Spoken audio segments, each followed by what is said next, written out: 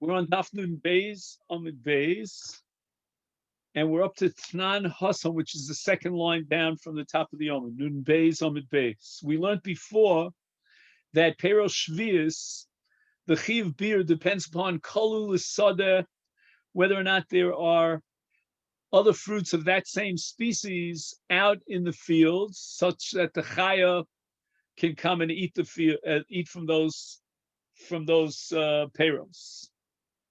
Now we're going to learn a Mishnah in the ninth parak of Shvius. Tnan Hosan, Shalosh Aratzos Lebir. We're going to divide up Eretz Yisrael as far as the mitzvah of Bir Shvius into three countries or three districts. There's going to be Yehuda, there's going to be Ve'er Yarden, and V'Golil. And that means that as far as the Chiv Bir is concerned, each of these three countries or districts are independent. So that if, for example, in Yehuda, there are still peros to be had of that particular sort, we'll call it X. And in Ever Yarden, it's already Kol L'Sadeh, so that in Ever Yarden, they'll be chayav in beer because there are no fruits of that sort out for the chayav to eat in the fields. And even though the fruits are available still out in the Sada for Yehuda, but they're not there for Ever Yarden. So in Ever Yarden, as a separate entity, there's a chiyuv bir. And here we have a major machlokas between Rashi and Tosfos as to what beer is all about. So if you look at Tosfos Divrei Maschil Misbarim, he quotes Rashi and he interprets Rashi. Pirush Rashi shenotznim otzon lemirmas chaya ubehema. And he interprets Rashi as saying that the peros, after the chiyuv of beer emerges at the point of kol l'chaim and asada, then it's ibud peros. You have to destroy the fruits.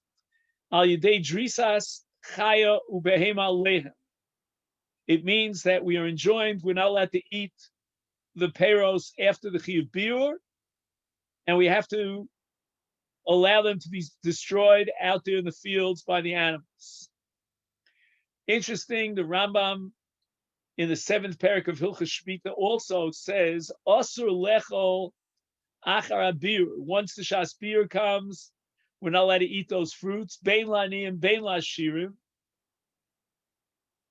He says that it doesn't matter whether you're an ashir or an ani. And the Rambam says, what do you do with peros after the shas bir?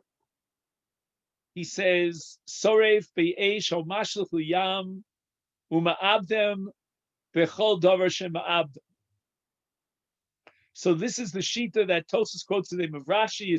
It's explicit in the Rambam that beer means literally destruction, that we destroy these peros if it hasn't been eaten up to or at shas bir. Beyond shas bir, then we have to destroy them.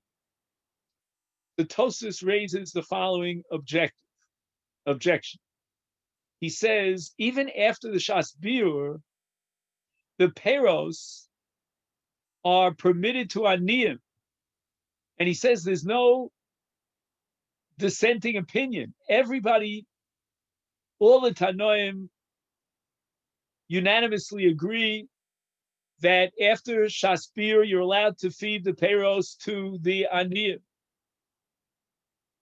And if you take a look at the Mishnah that Tosfos quotes here about 5 lines down, he says, Misha yelo peros shvius v'gia shas habir mechalkon mazon shalosh sudas l'kol echad aniyim l'kol echad aniyim ochlim achar habir. Now here we have machlokas tanoim about ashirim. Are ashirim permitted In other words, the owner of the peiros has to be mafkir the peiros. The question is, who's allowed to eat them? So Rabbi Yehuda says only the aniyim are allowed to eat them. Rabbi Yossi Omer, echad aniyim v'echad ashir mochlin oso, liachar abir. But it's clear that all Tanoim agree that the peiros can be eaten. And here Rashi is claiming that we have to let them be destroyed. And the Rambam says destroy it this way, destroy it that way. Furthermore, Tosfos quotes a Tosefta, Misha yesh lo peiros shvius v'yigia shas abir, machalik mahem l'shcheino v'l'krov v'l'yodov. Umotzi miniach al pesach beiso, he takes the peiros out at the threshold of his house. V'yomer, he declares, Achenu b'nei Yisrael, Beis Yisrael, misha tzarech litol, yitol. Not only that, the Tosefta says even more than that. If no one comes around to claim these peiros, chozer u'machnis l'tof beiso v'holach v'yochel, ad sheyichlu. He himself, the Baal HaBayis, is allowed to take the peiros back in. So let's just review two kashas that Tosfos raises against Rashi, which we said is the Rambam. Number one, for sure, we have to divvy up these peiros shvius after Shas Habir to the aniyim. The poor people come and collect them.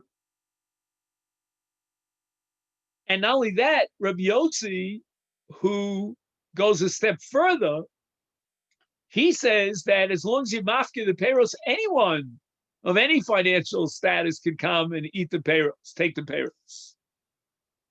And the Tosefta says that if no one comes to collect the peiros, then he himself takes the peiros back into his house and he eats them. Zaygazutahei, eskazutahei.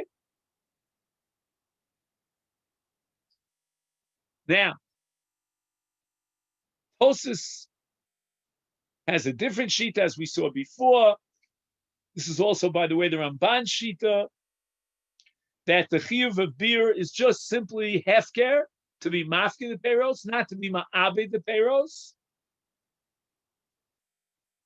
And according to the Ramban, like Tosfos, the beer is to be mafkin the kol adam yachal litlan liachar shefkirim yachal lachzar ulachnisam lebeisam v'ochlam kol zman sheyirtzeh. That's the Ramban shita, identical with Tosfos. But what do we do with Rashi and the Rambam? I mean, there's so many questions here, so many objections to raise against Rashi and the Rambam, because it's clear that you take the peiros out and you mafkir them. You can argue as to whether or not only the aniyim are allowed to take the peiros. That's Rabbi Yehuda's shita in the Mishnah, or the way Rabbi Yossi has it, even ashirim are allowed to take the peiros. You might argue that he himself is not allowed to take the peiros back in, but then you have the Tosefta that says explicitly, if after the Baal HaBayis does what he has to do, he puts out the flag, he yells on the foghorn, Achenu Beis Yisrael, then he himself can take it if no one else comes to take it. So how do you reconcile these sources with Rashi and the Rambam that require after Shas HaBiur to destroy the peiros? So the Pnei Yoshua says that, wait a minute, very nice that we quote the Rambam, Perek Zayin Halacha Gimel of Hilchot Shmita, but let's not ignore the Rav. And the Pnei Yoshua is going to argue that we can reconcile Rashi with all the kashas and all the steers from the Mishnayos and the Toseftas based on this Rav. We're going to take the Ravid and we're going to paste it onto Rashi. The Ravid shita is that the mitzvah biur evolves from stage one up to and going into stage two. Two different zmanim for biur. Zman number one, kolu peiros ha'ir utchumeha, that there is no longer available out there in the market or in the city, anywhere in the city, in the markets of the city, or it's 2,000 amma tchum. At that stage, Bezdin is authorized, is obligated to oversee the divvying out of the Pero Shvius. And biur here means lechalkom lanin. And that's the job of Bezdin. And it's sholosh sudos, 3 sudos per person. The people are waiting online. The Balabayas makes his payros accessible because it's Shvius after Shaspir, because there's no leftover payros of that min in the city or its boundaries. Then, now, in event, the Ravid says that Bezdin, for whatever reason, is not available to supervise this process. In any event, the Balabayas is mafkir his payros. And the Ravid goes a step further. If no one comes and collects the payros, he himself could take the payros back into his house. Then we get to stage 2, says the Ravid. Ishakalu peros michola aretz kagon beYehuda b'chol eretz Yehuda beGolil b'chol eretz Gol beRiyad b'chol eretz Kebriyanim. If in that whole nation, that whole country or district of Yehuda, etc., there's no more peros out in the fields, then chayovim levaram legamre min ha'olam. You have to destroy it completely. Says the Pnei Yoshua, in the light of the Ravid, we can interpret Rashi. Rashi is learning that what we saw in the Mishnah, the Machlokas tree in Rav Yehuda and Rav Yossi about whether Ashirim can take the payros, and in Tosefta that he himself can take the payros. All he needs is to make them accessible, to be mafkir them. That's only at stage 1, meaning when the Chovas Biur is generated by the fact that in the city there's no longer payros available. Now his chiv is to be mafkir his payros. Avol b'bir hasheni, when we get to the second stage, and kol payros mikol haaretz, the entire Golil or Yehuda, whatever it might be, has no longer payros out in the fields. Now mitzvah li'abdon. Now Rashi says you have to destroy them. It's a beautiful pshat in Rashi, and it seems like the only way to defend Rashi against all these sources that explicitly indicate that there's no destruction of the payros after Shas Biur, but rather Biur means to be mafkir them.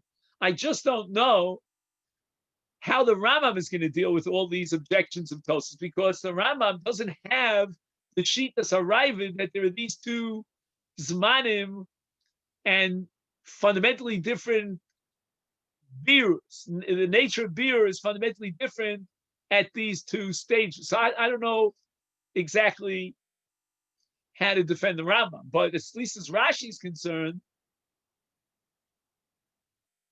we can certainly interpret Rashi in the light of this Ravid of Pnei Yoshua, that if Rashi is talking about Ibud, and that's why, and we understand very well what motivates Rashi in this framework to insist in our Mishnah, or I shouldn't say our Mishnah, but the Mishnah that's being quoted here in our Gemara, that we're talking about the second stage of Zman Biur, because otherwise, why are we dividing up the land of Israel to 3 countries? At stage number 1, it's every city unto itself. But now we're talking about dividing up the entire land. So Israel has these 3 countries. Now we're talking about Kol L'chaim and Asada from the ganze country, from the all of Yehuda. That's already stage number 2. Says Rashi, at that stage, you have to destroy the payros. Tosfos says no. There are no 2 Zmanim. The Ramban agrees with Tosfos. It's all one Zman of Shas Biur. It's Kol L'chaim and Asada. There's no din of stage number 1 in terms of the city. And therefore, when it's Kol L'chaim and Asada from all of Yehuda, for example, right? At that point, you have to be mafkir your payros. Who's allowed to take those payros? Machlokes Rabbi Yehuda and Rabbi Yossi. But Mar L'Shitase, once whoever could have taken the payros, whether it's Aniyim, Ashirim, or both, did not avail themselves of that possibility. Again, how long you wait, I don't know. At that point, you yourself could take the payros back into your bais. Whereas Rashi would say, you've reached the second stage of biur, there's nothing to be found in Yehuda from those payros, then you're chayav in biur kipshuto, literally, to destroy the fruits. Okay, now let's go on to another point which is much less dramatic, and that is we divided Yehuda and Galil. That I know, but what's Ever Yarden? And it's a less significant point, but Tosfos in Yevamis says that Ever Yarden has an eastern side and a western side. On the eastern side of the Ever Yarden, we have Nachlas, Bnei Gadu, Bnei Ruvain, those three Shvatim, 2.5 Shvatim, and that's the area that our Mishnah, when I say our Mishnah, I mean the Gemara's quoting of Mishnah, is referring to. The Rambam has a different shita. He holds that Ever Yarden refers to the western side of Transjordan. V'hu betoch Eretz Yisrael bein Eretz Yehuda v'Galil. Whole different shot of what Ever Yarden is.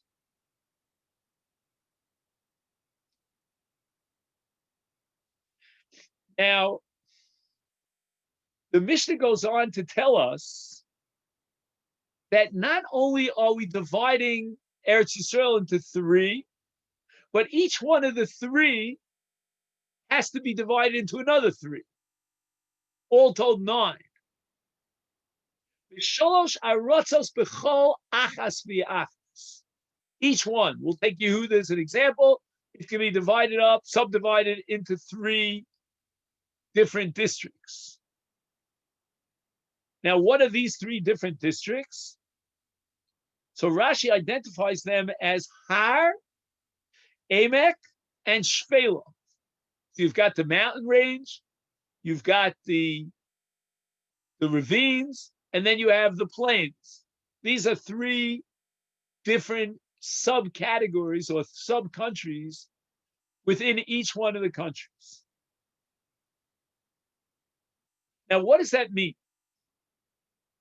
So Rashi says that even though biur is the same for all 3 places within that land, afal pi chen zman biur shove b'shlosha makomos bi'oso aretz. This is very strange. And Tosfos is going to disagree with this Rashi, because Rashi says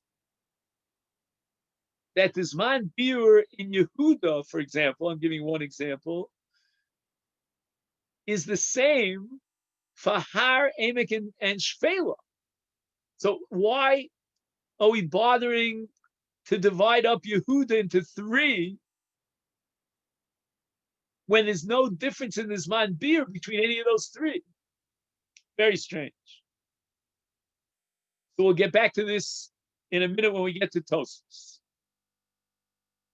Now, here's a very interesting Mishnah, because the Mishnah asks itself a rhetorical question.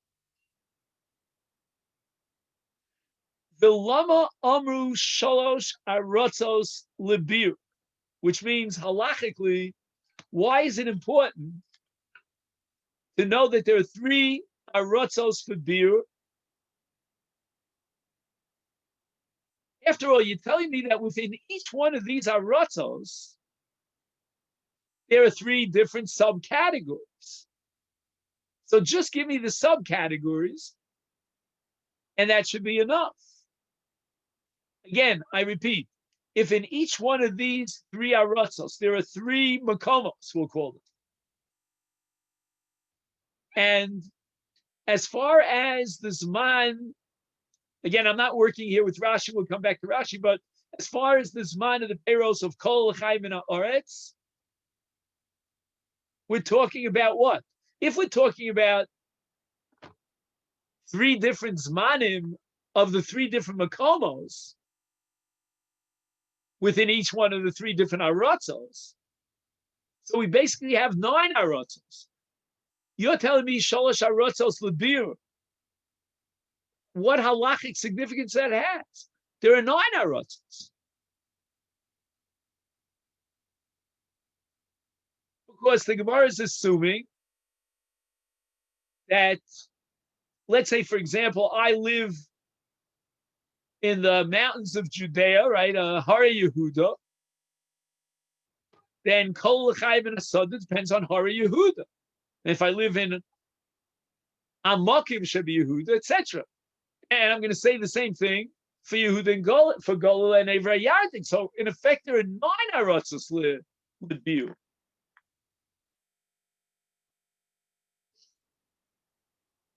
So of what halachic significance is there to divide up the land of Eretz Yisrael into three countries? Once you have this subdivision, then everything depends upon the Zman Biur of that subdivision. Let's call it Hare Yehuda L'dugma. So it seems irrelevant to speak about the difference between Yehuda and Golia. I mean, even within Yehuda, I have to subdivide Yehuda into three aratzos, so to speak, L'biur, 3 makomos. So let's see if what we said is borne out by the Mishnah's answer to this question. We'll work a little bit backwards. So the Mishnah answers, Sheyu ochlin bechol achas v'achas ad sheyichle ha'achron sheba. Again, just literally translating, each one of these 3 aratzos are divided, are separate as far as beer is concerned. Yehuda, Evrei Yarden, and Gola. Ad sheyichle me'achron sheba. In other words, we're going to look at the last peros that are kolam minach chayim min hasadeh of each one of the aratzos sheba. So it means that I have Har, Bika, and Shvela. Amongst these 3, which is the last to have of that min, of that peri, available out for the chayos?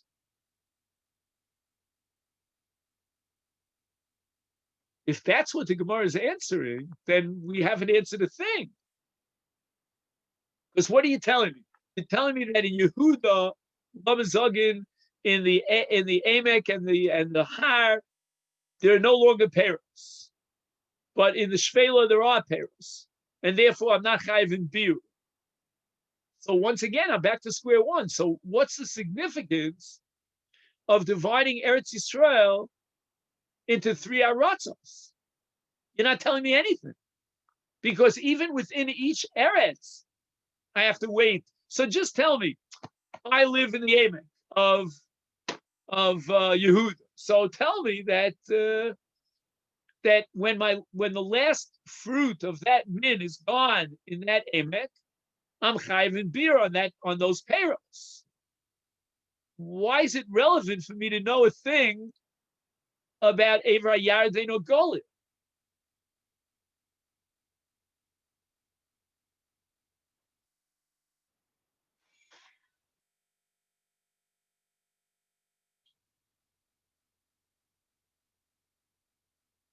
Now, in a sense, I think this is what Tosfos is going to tell us, is that Rashi makes it even worse for us. Because if you recall, Rashi said that all three makomos within the Aretz are shava. The Zman Bir is shava. No. So then what are you doing? You're basically undermining the distinction, the subdivision of each Eretz into three. Because they're all shava. The Zman Bir is shava.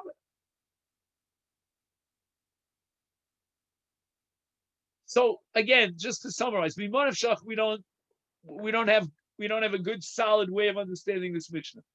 If we're going to assume that each one of the three makomos within each one of the aratzos has its own separate zman biur, and basically you can calculate 9 different zmane biur. So what do you gain by teaching me sholosh aratzos lebiur?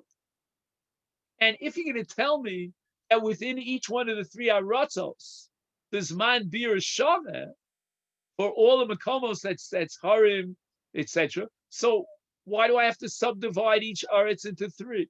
You hear the problem.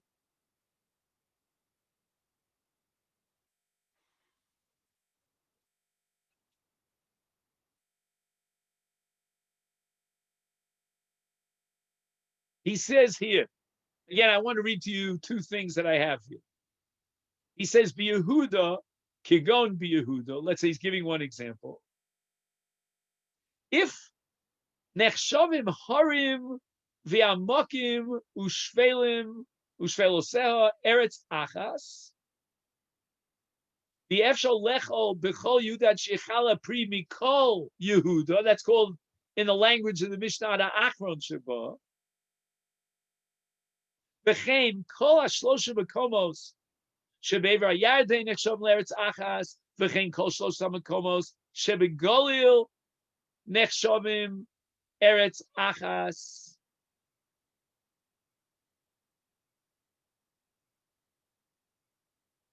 And that reflects Rashi's Shita that there's no chilukei zmanei biur within each eretz. So the chilukei zmanei biur are from one eretz to the other, but within each eretz, all shlosha makomos are considered like one eretz, meaning that shavim. Again, it comes back to Rashi, but so why did you divide it up into 3? Hikshu b'tosvis, ima shlosha makomos nechshavim li'eretz achas li'inyan zman biur, is madua hutzcha mishnah lomar shebechol eretz v'eretz shlosha makomos hein. So if misery loves company, at least I have some company over here. Tosfos is asking, if you're telling me that within each eretz, all 3 makomos, right, Emek, Shvel, etc., are all one eretz, and they all have one uniform, identical zman bir, so why did you bother divide it up into 3 makomos? Now, at this point, before we introduce Tosfos' interpretation, we'll introduce again the Pnei Yoshua. He's the advocate for Rashi. He says the following. Since we established that Rashi holds like the Ravid, that there are 2 Zmani Biur, number 1, Kolu Peres Ha'ir Utchumeha, V'az Tzorch L'chalkom Ha'yidei Bezdin B'chol Yom, Shalosh Sudas L'chol Adam, Olaf Kiram, he himself can be zocha if no one picks up the peros. That's man beer number 1. Vasheni, and the second man beer is kishakolu peros mikol haaretz. Do you remember this, right? Mikol haaretz. Kigon be Yehuda b'chol eretz Yehuda. He has to destroy them. Is Yesh Lomer Sharashi Bir Es HaMishnah Shesholosh HaRatzos Shebereisha Aim LeInyan HaBir HaAchron V'ilu Sholosh HaRatzos Shebeseifa Aim LeInyan HaBir HaRishon. In other words, if there's a halacha of biur, namely ibud, when the entire aretz has been depleted of that peri, now I have to divide up Eretz Yisrael into 3 aratzos, so that the final, second and final shas biur will be divided up into these 3 countries. When is the entire country, the entire Yehuda, completely depleted of those peiros, and now you have to go out and destroy them. But if we're talking about the Sefer, and the Sefer of the Mishnah says, Sholosh aratzos b'chol achas v'achas, that we divide up each country, Lamazog and Yehuda, into 3. That's the Biur Rishon. Now, again, there's still something missing here. I'm going to just take a shot at it and see if I can suggest a possible missing piece of the puzzle here. What he's saying is the following: that let's say there's a mountain range, Hare Yehuda, and I live in Hare Yehuda. Now we're talking about Biur HaRishon. In Biur HaRishon, which means at what point am I obligated to invite, I'm looking for a better word, to present my peiros to the public, whatever that public is, with all the shitos, Rabbi Yehuda and Rabbi Yossi. That depends on Harim. I live in the Harim, and I figure out in my mountain range, when is the last chita out there in the field? And once that happens, I have to take all my chitim from my house and make them hefker. I'm not destroying them. On the contrary, if nobody comes, nobody comes, no aniyim, no shirim, according to Rabbi Yossi, and I take them back into my house.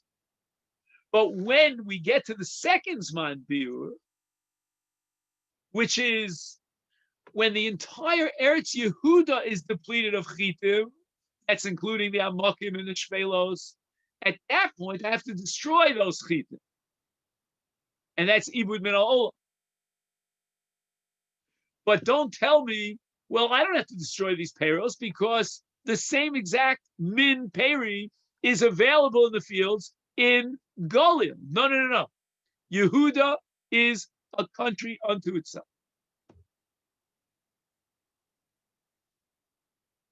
I don't have all the nitty-gritty details worked out, all the minutia, but in structure, I begin to see how the Pnei Yoshua identifying Rashi with the Ravid could help us to understand 2 different halachas, one in the Reisha of the Mishnah that's Sholosh Aratzos, and the one in the Sefer that each Eretz has 3 Aratzos. How do you justify these 2 halachas? Why do we need them? The second halacha seems to make the first one totally unnecessary, totally redundant. Why? Because if you're dividing up Yehuda into 3 areas, then basically you have 9 different areas, as we asked before. So lama amru shalosh haratzos lebiur. What do I gain by shalosh haratzos lebiur? The answer is that shalosh haratzos lebiur is relevant in the second stage, and that's going to determine at what point I have to destroy my chitim, because there are no longer chitim in Yehuda, and don't tell me what's going on in Eivra Yardin, etc. But I need the second halach in the Sefer of the Mishnah of Sholosh Haratzos B'chol Achas V'Achas in order to determine the first Zman of Biur.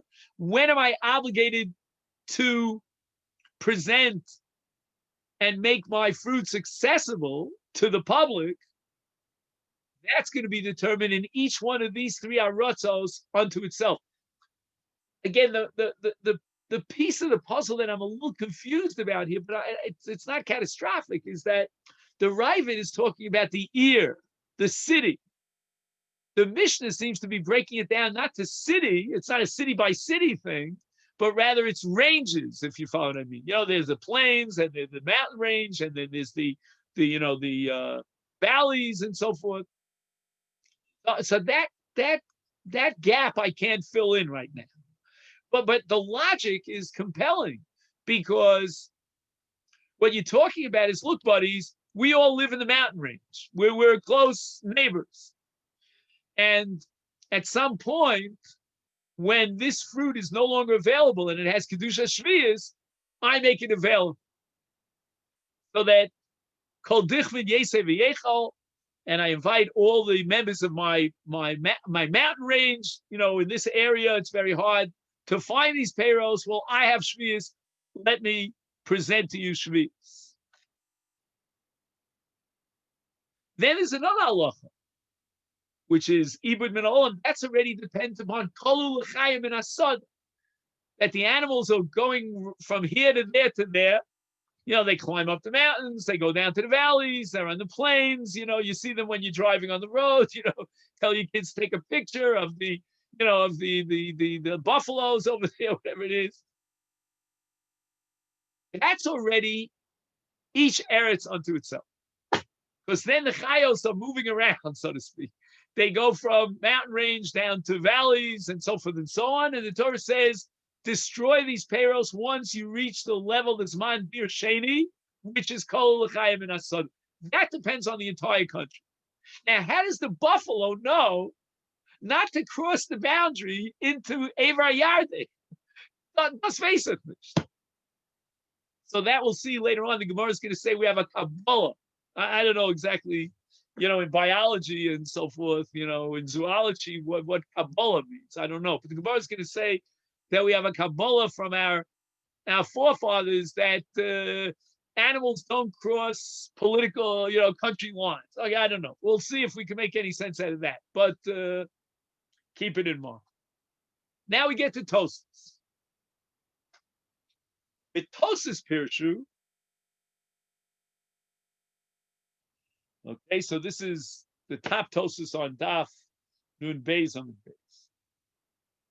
Shegam bi osa oretz kol makom umakom mishloshes hamakomos kovea zman liatzmo. In other words, Tosas is basically back to square one. He only knows of one zman biur, which means the point to which you have to make it accessible to the public. So I don't know. I mean, again, l'chora, if you're telling me that each sub-aretz is independent of the other sub-aretz, and kol l'chayim and asad for the chovas bir depends upon amakim, so we want to know in these amakim, are there any peiros to be had in Yehuda? He says, Kegonim kalu bahar shebe'eretz Yehuda chayovim levayer bechol hara Yehuda. The efshal lismach al kach shelo kalu b'shpela u'b'emek shebi Yehuda. So that same min is available within Yehuda in the emek. Doesn't matter. It's already Zman Biur for the Harim, because in the Harim, we are depleted of that period. Oh, now, how do we interpret our Mishnah? So Mishnah says, Lama Amru. The Mishnah itself asks the question, why did you divide up Eretz Yisrael into three Aratzos? After all, Yesh Shloshim Makomos B'chol Eretz, the Eretz Linyan Bir. So you should have straight away divided up all of the land of Israel into 9 Aratzos. And the Mishnah answers, Shahayu Sheyu Ochlim B'chol Achas V'Achas. Meaning bechol echad mishloshes hamakomos shebiosa aretz ad sheyichle ha'achron sheba kigon im kolu bahar shebeyehuda chayav levayer bechol hare Yehuda afilu madayin lo kolu b'shvela ubi emek shebeyehuda aval ein mechalkin is Eretz Yehuda liyosem mishloshem makomos im lo chalu bi'echad mihare Yehuda. Therefore, nitan lismoch al kach b'chol hare Yehuda. Okay, fine, that I understand. Oh, now we get to now. Here's the punchline. If I can make sense out of this punchline, I'll be a happy camper. He says, Shechalukas shloshes haratzos harishona, dahainu Yehuda v'ayad v'golil nitzreches. Oh, here's what we're waiting for. You have both sides. Get out the 7-piece band, the drum roll. Lomar she'ein lismoch mi eretz li eretz afilu mihar laha. Ah. You want to say that, wait a second, you're dividing up the land by the harim, and you're telling me when is the last tree available in the harim? Well, I'm going to tell you. There are no more of these fruits in the harim of Yehuda, but there are fruits in the harim of Galil. It's one long mountain range. I remember I was somewhere in Canada, and they were telling me, we were on a tiyul, that this mountain range will take you all the way down to Florida. I don't remember, I'm exaggerating, but so the mountains continue and cross political lines. They go over Yehuda into Galil. Is ein lismoch mi'aretz la'aretz afil mihar laharo mi'emek le'emek kagon im kolu be'ahari Yehuda chayav levayer b'ahari Yehuda afilu madayin lo kolu b'ahari haGalil. Wow. So we have two halachas, even according to Tosfos. I mean, according to Rashi with the Raiva, the Pnei Yeshua, then we understand there are two halachas. There's one halacha of Chas Biur Rishona, we'll call it Biur Rishona, right? Chas Rishona. And that Chas Rishona will determine when you have to be mafki your peros. And that depends on each sub-country, the harim of Yehuda. When is that the last available fruit in the harim? You got to now take your fruits out and make them accessible to the public. And then there's another halacha of ibud min ha'olam, and that depends upon shalosh haratzos. That means that nowhere in Yehuda, not in the Emek, not here, not there, Shvela, this, that, and the other thing, there's none of that payros. When that comes about, my friend, that is the ultimate shas bir shniya, and that requires ibud min ha'olam. Now we get to Tosfos. Tosfos doesn't recognize two shas habirs. For him, bir means being mafkir your peros, and if the aniyim don't come, or the ashirim and aniyim don't come, take it back for yourself. There's no chiyuv, literal bir on peros shvius, and the word bir has to be understood in a different light. There's only one Zman bir. So how do we justify tzvei dinim? You have one din of the 3 aratzos within each eretz, and another din of dividing up the land into 3 aratzos. The answer is as follows: that the halach of 3 sub-aratzos, that's going to tell you that if there are no longer peros within the l'dugma harim of Yehuda, even if that same min is available in the amakim in Yehuda, a chayiv in bir. And the second halacha tells me, which is first in the sequence of the Mishnah, shalosh haratzos le biur, that you have a chiyuv biur in your eretz, even if the same exact topography is still feeding the animals in the field in a different eretz. So you have no oranges in the harim of Yehuda. There are oranges available if you take the mountain range up to the Galil. you're chayiv in biur. Sholosh arotzos lebiur. Okay, I'm a happy camper today because I honestly, this was a perplexing sugya for me. The Gemara asked me, Nani Mili, is there a source for this halacha in the Mishnah? In other words, that you're going to take Eretz Yehuda and you're going to try to figure out where the kalu heros, the echad mimakomos ha'elu, in other words, within the amokim and the trelos and the harim, and you have no right to postpone the chiyuv biur based on another eretz. Omar Rav Chama bar Ukva, Omar Rav Yossi bar Chanina, Omar Kra. So now we're in the parsha of Perot Shvius at the end of Bahar. And what does it say over there? It says, so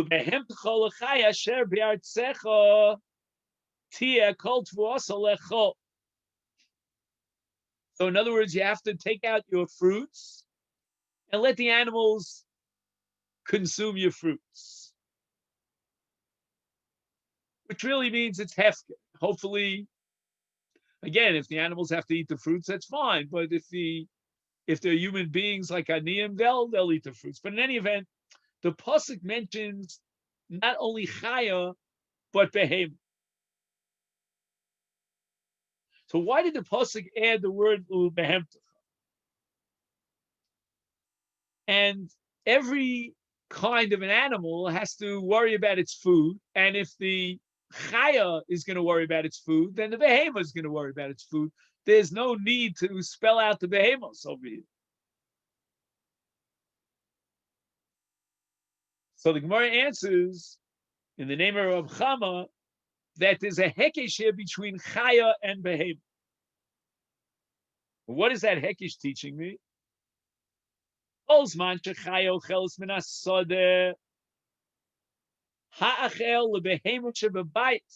the behemoth is a domesticated animal, and if the chaya is still eating of that fruit, you can feed your animals in your backyard that same fruit.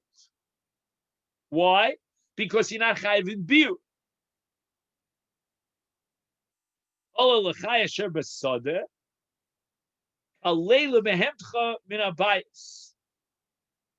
other words, if you still have shvius, peiros of shvius in your house, and the chaya is no longer eating of that species out in the fields, then kalei lebemtcha, don't use those peiros to feed your what do you call it, your goats and your sheep in your back corral, but rather you have to be mafkir them.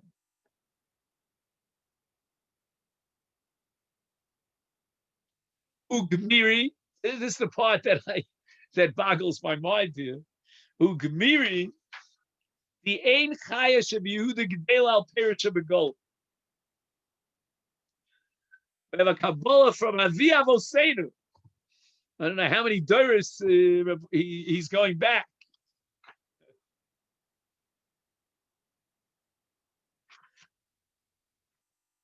Here's where I need Rav Steinsaltz, but Mitch is not here today. Anybody have a Steinsaltz?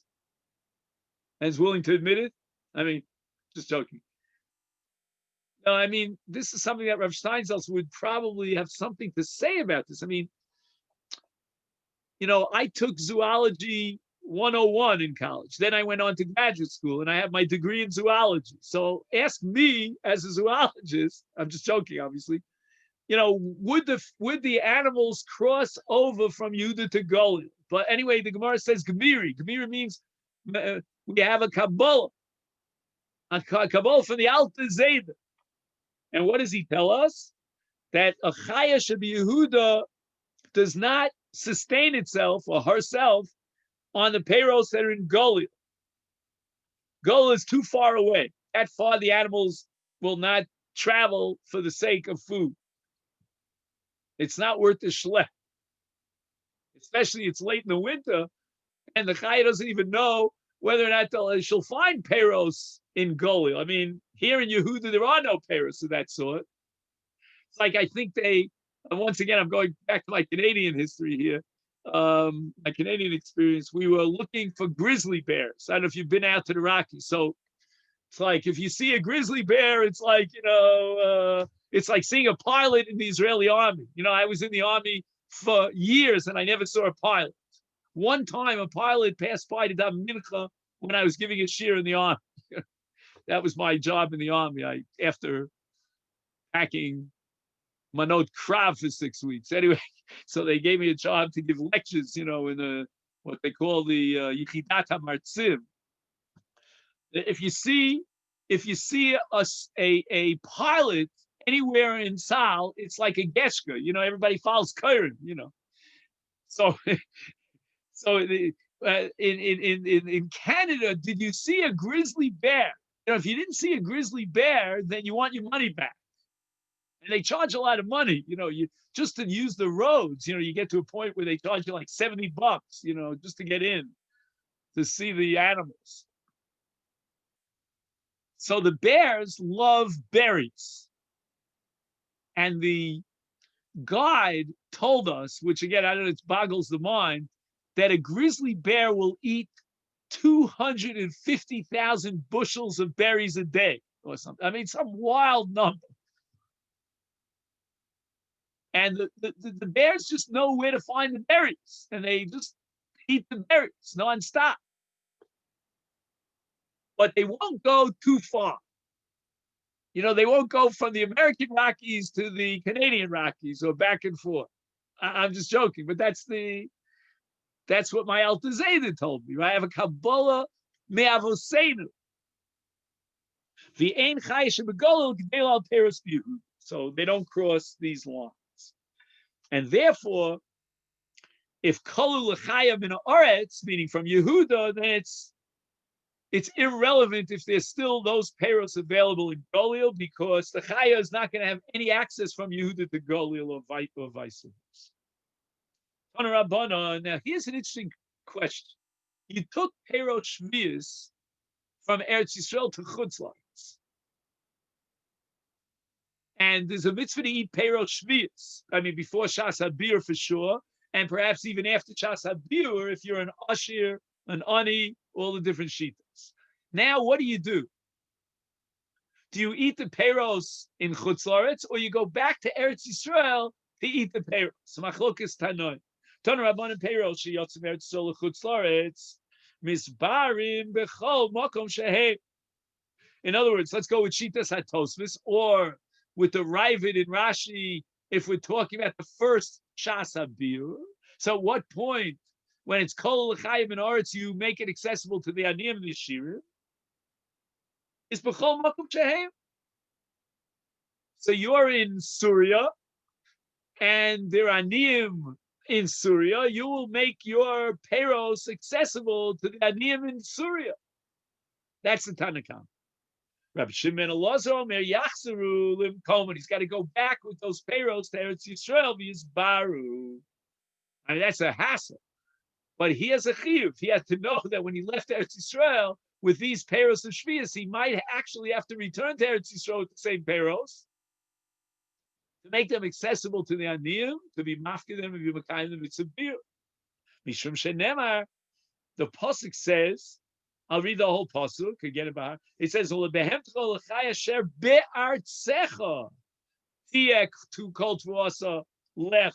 as we said before, means hefker. Again, if the animals take it, the animals will eat it. If the aniyim will take it first, then we're really besimcha. The Gemara asks the following kash. Fikte. What do you mean? You're taking this extra word, B'yartzecha, to derive from Shimon the conclusion that you have to take the Peros back to Eretz Yisrael? I need that word, B'yartzecha, for a different reason. And that means the Artzacha is going to be the source for the halacha of dividing up Eretz Yisrael into 3 aratzos. So the Artzacha, no, Chiyuv Biur depends upon Artzacha. How do you use the same Artzacha to teach you that in the context of the Chiyuv Biur, if you took your parents out of Eretz Yisrael, you got to bring them back to Eretz Yisrael? So the Gemara answers, Kari Bei Bi Eretz, the Artzacha, meaning the Torah could have said Bi Eretz, and that would have indicated that Biur and the Zman Biur, the Chiyuv Biur, depends upon each Eretz of the 3 Aratzos. And that would have been sufficient. So why did the Torah add the Artzacha? And this is what we call tarti, meaning, I mean, the Gemara doesn't use the word tarti, means you can derive 2 things from one pasuk. If one drasha would have justified a shorter word, and the Torah used a larger word, that teaches me that there's an extra drasha. And now we have 2 drashas. One drasha to divide the land of Israel to 3 aratzos for Chovas Biur, and the other Bi'atzcha, you have to go back to your land with a capital L, the land of Israel. Inami, another possible way of darshaning it is Bi'atzcha. You should read it Me'asher Bi'atzcha. One second. Where does it say Ba'asher Bi'atzcha? Just one second. What's the pasuk? The pasuk. Oh yeah, pasuk says Ulebehemtecha ulachaya asher bi'artzecha. It should have said Ulebehemtecha ulachaya bi'artzecha, and left out the word bi'asher. Asher, excuse me. So the extra word asher is coming to be marbe bi'artzecha, meaning that you have to take back your peros to Eretz Yisrael. And finally, Rav Safra Nefak me Eretz Yisrael l'chutz la'aretz. Ava b'hadei garva de chamra de shvius. So he was carrying a certain amount. Garva is a certain volume, liquid volume of chamra. Chamra is wine. Shvius wine. I always have my problems with shvius wine. People bring me gifts. They, for years and years after Shvius, they bring me Shvius wines. I don't even know what to do with it because I can't drink Shvius wines. My stomach doesn't tolerate it. So it has Kedusha Shvius. I don't know what to do with it. Anyway, so the story of Rav Safra is as follows. Lavu Ba'adei, amongst his chevra that accompanied him, was Rav Huna, Breda Rav Ika, Rav Kahana, and these were Talmidim of Rabbi Avo, the famous Talmidim of Rabbi Avo. Omar Lahu, so Rabbi Safra turns to them. Ika d'shmiele mine Rabbi Avo. Can you share with me an answer to this question? Maybe you heard it from your Rebbe, Rabbi Avo. Halacha k'Rebbe Shimon ben Elazar lo, because I'm on the way to Chutz La'aretz. I got this barrel of wine, a serious volume of wine, and it's got Kedusha Shvius. And when I get to Shas Biur, do I have to schlep the wine all the way back to Eretz Yisrael because we pass like Reb Shimon ben Elazar? Ola. Amalei Rav Kahana responds to Rav Safra. Hachi Amar Rabbi Avo, halacha ki Reb Shimon ben Elazar. I got bad news for you. You got to schlep it back to Eretz Yisrael. Amalei Rav Huna Berei Rav Ika. He was the other Talmud of Rabbi Avo, who was there at that occasion, and he turns to Rav Safra and he says, "Hachi Amar Rav Huna, Ein halacha Reb Shimon ben Elazar." Amar Rav Safra, Nikot ha klola de Rav Huna biadecha. In other words, you have 2 versions. You have Rav Kahana, his version of Rabbi Avo, and you have Rav Huna. We're going to accept the version of Rav Huna. Why? Why are you prejudiced in favor of Rav Huna? I mean, I understand why you have vested interest, because you want to pass like the Tanakama against Reb Shimon, and therefore you don't have to schlep your wine back to Eretz Yisrael. The Daika v'Gomer Shmaita Tomi Pumi B'Rabba. Rav Huna was outstanding. I mean, there's so many Gemaras and Chas about Rav Huna. He was an amazing Talmud Chacham.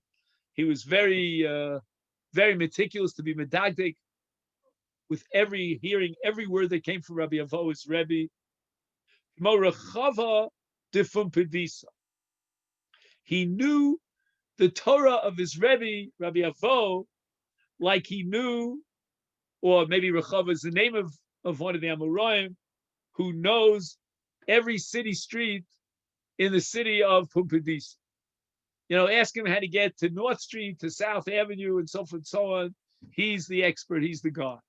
He's using that as a mashal to tell you that Rav Huna was medayik and medagdek in the Torah of his Rebbe, Rabbi Avo, and therefore we're going to be somech on him. Rav Kahana is a great scholar, but I suspect that Rabbi Avo himself may have changed his mind at some point. I know with my Rebbe, for example, you'll hear in his name Davar V'Hipucho. But maybe the Rav actually had different opinions. If you asked him on Sunday, he gave you one opinion. You asked him on Thursday, you get a different opinion. And it's interesting. I'll just end the shir with a little story about my father used to tell me about Baruch Ber. He heard it apparently from, in his generation, because my father was alive today, he'd be 110. I don't know exactly. So he heard from people who learned in Kamenetz that they said about Reb Baruch Ber, the Rashiv of Kamenetz, who was a Talmud Muvak of Reb Chaim, that he would pull up his pants in the middle of Shia, and they knew that when Reb Chaim gave the Shia, that's when he pulled up his pants. And again, you have to be a brisker to appreciate that. It's like Rabbi Blau, Yossi Blau, he once told me that he heard from the Rav that the Ramban holds that Kriyas HaTorah is a Chovas Tzibur. And then the Rav would say Reb Chaim disagreed. He held that Kriyas HaTorah is a Chovas Yachid. There he would get off the train in the middle of, from Bialystok to Brisk in order to hear Kriyas HaTorah. And then the Rav would add, but we don't know where the Ramban is. So Yossi told me that years later, he knew that the Rav in a certain shir was going to say the same thing over. And in the meantime, he found the Ramban. The trouble is the Ramban is not published in the Milchavis where it should be on Daf Gimel or whatever. It's on Daf Chav Gimel, or the other way around. It's not on Chav Gimel, it's on Daf Gimel. So the Rav is saying the shir, and Yossi was so afraid of the Rav, he couldn't say anything, but he opens up the Milchamis, the Ramban, to show that we do know where the Ramban is. So the Rav leans his hand over the table, closes the Gemara, and says, we don't know where the Ramban is. That's part of the Masorah. Anyway, okay, Rabbosai, I have a wonderful day and a wonderful Shabbos. And the Mitzvah Shem will be studying Shvius for a while next week. And that's what we're going to do. Okay, then?